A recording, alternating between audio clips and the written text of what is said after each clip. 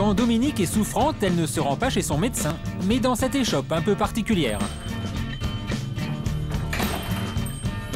Bonjour monsieur. À l'intérieur, des herbes, des plantes, des flacons de toutes sortes. Nous sommes dans une herboristerie chinoise. Et au fond de la boutique, une arrière-salle qui ressemble à un cabinet médical. C'est ici que Van Huyen, l'herboriste, reçoit ses clients. Et vous allez le voir, sa méthode est assez surprenante.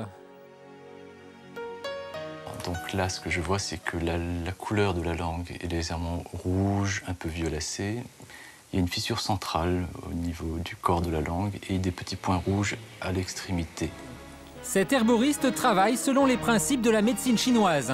Examen de la langue, du pouls. Pour lui, Dominique souffre d'un manque d'énergie. Il lui prescrit une formule à base de plantes. Alors donc ces plantes se présentent sous différentes formes. Soit par exemple sous forme de poudre de plantes concentrée, diluée dans un petit peu d'eau chaude. Soit sous forme de gélules. Ce sont des gélules végétales, plus pratiques à prendre. Soit sous forme beaucoup plus traditionnelle, donc sous forme de plantes séchées comme ça. Un remède à base de plantes séchées à 60 €, plus 70 € pour la consultation, non remboursée par la sécurité sociale. En France, cet aspect de la médecine chinoise n'est pas reconnu. Pourtant, en Chine, se soigner par les plantes est une pratique vieille de 3000 ans. Dans cette pharmacie de Pékin, les herboristes travaillent avec des milliers de plantes, mais aussi avec des racines, des écorces et même certaines substances animales.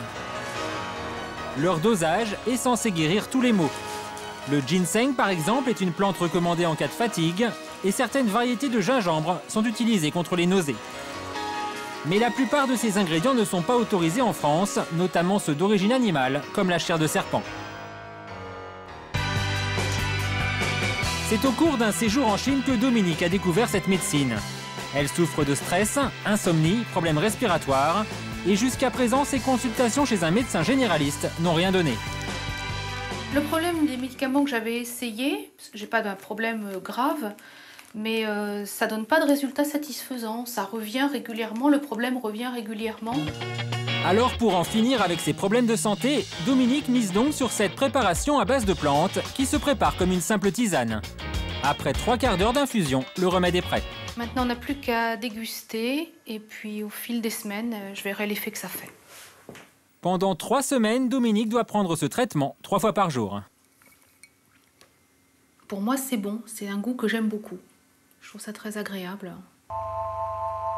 Aujourd'hui, la médecine chinoise a de plus en plus d'adeptes en France et certains médecins sont convaincus de son efficacité. C'est le cas de Michel, généraliste à Évreux. Elle a appris en France les bases de l'acupuncture et le propose à ses patients. C'est une thérapeutique supplémentaire par rapport à tous les médicaments. C'est une façon d'agir anodine puisqu'on n'a pas d'inconvénients. Et pour moi, c'est un plus extraordinaire. Aujourd'hui, elle a rendez-vous avec Antoine. Il a 36 ans, il vient pour sa 3e séance d'acupuncture et il attend beaucoup de la médecine chinoise. Aujourd'hui, je consulte pour un problème de poids. J'ai essayé plusieurs méthodes différentes qui n'ont pas marché. Monsieur, c'est à vous. Allez-y, tout de suite à gauche. Depuis sa première séance d'acupuncture il y a 1 mois, Antoine a déjà perdu 2 kilos, une grande première pour lui. Alors vous allez enlever votre manteau, votre pull, les chaussures et les chaussettes et vous allez aller vous allonger. En médecine chinoise, on considère que l'énergie circule dans des lignes imaginaires appelées méridiens, mais avec des points d'émergence au point d'acupuncture. Et tout le but de l'acupuncture, c'est de stimuler en plus ou en moins toute cette circulation d'énergie. Donc maintenant, on va pouvoir poser les aiguilles. Pour aider Antoine à maigrir, Michel pique les points liés au foie, aux reins et au gros intestin. Des points situés parfois à des endroits assez incongrus. Le but, faciliter l'élimination et permettre à Antoine de modérer son appétit. On va finir la séance avec 2 points qui se trouvent à la base du crâne, là derrière, qui sont des points de détente. En tout, la séance dure 20 minutes.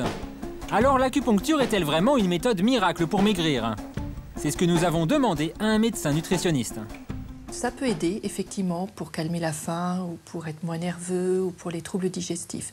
Et puis, ça évite de prendre des médicaments. Mais ce qu'il faut savoir, c'est que lorsqu'on va voir un acupuncteur pour maigrir, il y a toujours des règles diététiques qui sont données ou des règles d'hygiène de vie. Donc, c'est surtout l'ensemble qui fait maigrir. Pour Antoine, la séance s'achève. Une séance remboursée par la Sécu car exercée par un généraliste.